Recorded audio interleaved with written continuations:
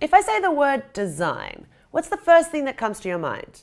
What do you think? Cushions, furniture, technology, fashion, computer games? Well, you'd be right. All of these things are designed.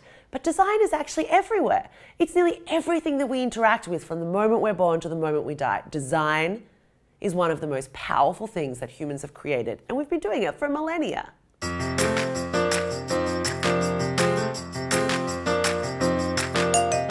I'm Layla Rajaralu. I am a designer and a sociologist, and I am so interested in the way the world works. And in this video, we're going to talk about the power of design, the way you can get involved in helping create and design a better future, and all of the different things that you can do as a citizen designer.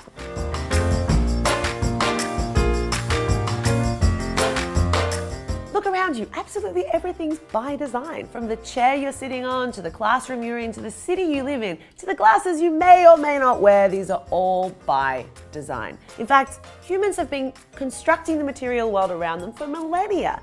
We make things to meet our needs, and some people have that as a professional role, and others, it's about the influence we have through the things we buy. That's what a citizen designer is. Every day of your life, you're basically contributing to the types of products and services that will end up in the economy because you're investing in them when you buy them. Okay, maybe your parents are buying them, but at the end of the day, that's how businesses decide on what kind of products they're going to make. And that's how professional designers end up getting a brief to create, I think this is an alarm clock. It's an alarm clock.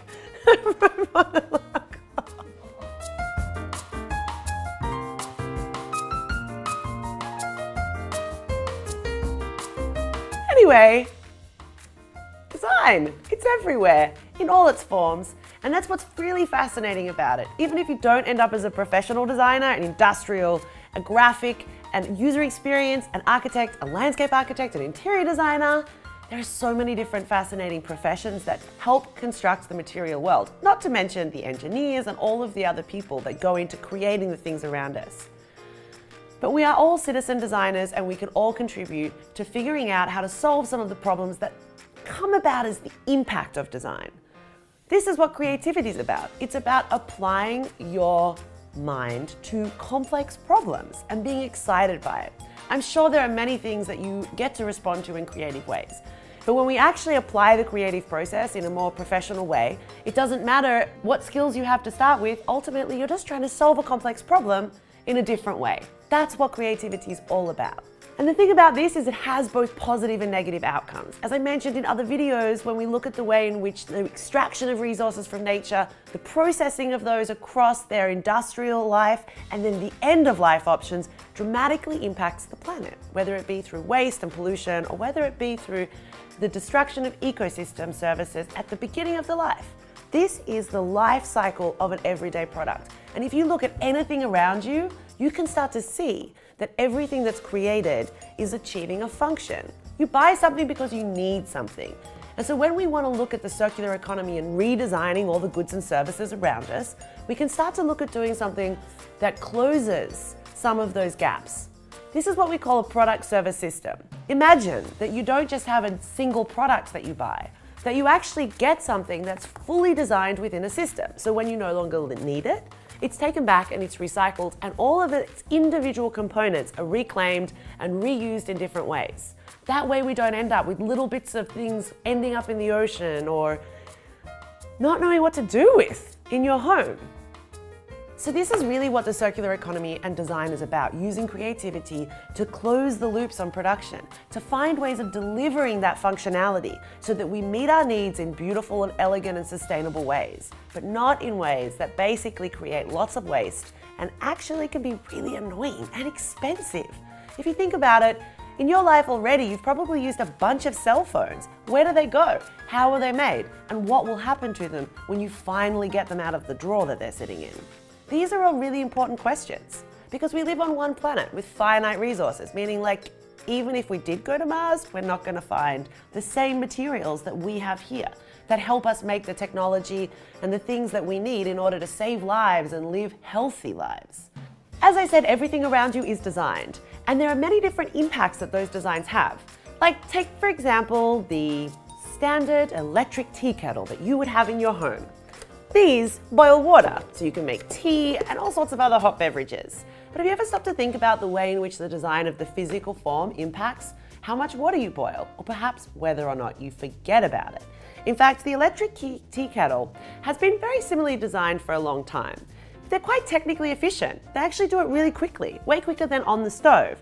But there's two main problems. The first one is that the information on the side often means that the minimum amount that you put in there is several cups of water. And most people, they overfill them. Most people fill them way more than they need to. I don't know why, just because it feels heavier. And in that, it means that so much energy is used as all of this extra water is boiled. People aren't making tea with it. It's so much so that in the UK, in one day, enough energy is wasted to light all the streets in the UK for 6 months. And after really popular TV shows, sometimes they have this phenomena when everybody makes tea at the same time. It sucks so much energy from the grid that some guy has to buy nuclear power from France to deal with it. That's what happens when we design simple products within systems, because everything is interconnected. And so if you think about it, you or I buy this in order to get the functionality. But we could reimagine the way we deliver the functionality of hot water so that it's not only just more efficient, but that it's more elegant and sustainable. And that's really what this whole design and creativity thing is about applying your creative mind, your curiosity, and seeing the way the everyday things in your life, in the world around you, could be redesigned in more sustainable and regenerative ways. There are a bunch of different really simple strategies you can use. Like for example, if you were to redesign an everyday product, how could you use something like design for dematerialization? Like how can you do more with less? Because what we've learned in all of the science around this is that the more materials you have in something, the heavier it is, the bigger it is, the more environmental impact, because you have to draw all those things, process them, and ultimately find an end-of-life home for them. How could you do something like modularity so that things can be used in different ways? Or of course, designing something to be fully recycled within those closed-loop systems. There are lots of different strategies that you can apply. And the cool thing about design is it doesn't have to just be a profession. It can be part of your life. You can help create the kind of life you want to live in by using your creative thinking, challenging yourself to solve problems, and being curious about how the world works. Do you know how many different materials would go into creating something like this? Because it's a technical item, meaning it requires batteries, we call this an active product, a product that actually requires inputs during its life stage. So a chair, for example, is a passive product. It doesn't do anything, well, other than get sat on. And these active products, like most of your technology, they're sucking from the system energy and other resources. Your jeans need to be washed every, I don't know, month or so. I don't know how often times you wash yours. But that actually continues to increase the environmental impact across its life.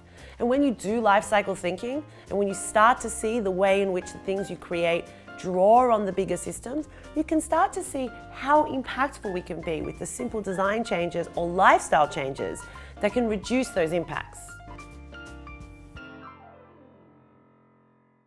Design. It's everywhere. It's so loud.